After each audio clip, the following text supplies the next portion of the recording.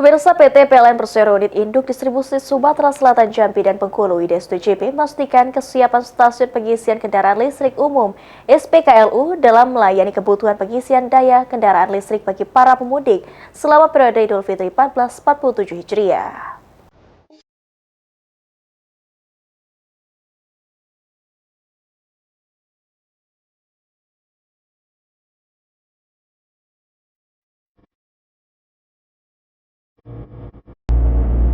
Sebanyak 81 unit SPKLU telah disiagakan dan tersebar di 75 titik lokasi strategis, termasuk 7 unit yang berada di rest area jalan tol, guna mendukung kebutuhan pengisian daya selama arus mudik dan arus balik Idul Fitri.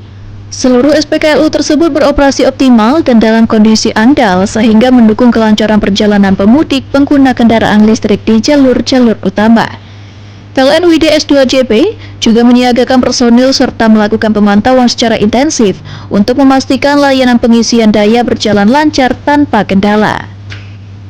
Dengan kesiapan infrastruktur dan pendukung operasional tersebut, para pemudik kendaraan listrik dapat melakukan perjalanan dengan lebih tenang, aman, dan nyaman. Keberhasilan ini menjadi bagian dari komitmen PLN dalam mendukung ekosistem kendaraan listrik sekaligus memastikan pelayanan terbaik bagi masyarakat selama momen mudik dan Idul Fitri.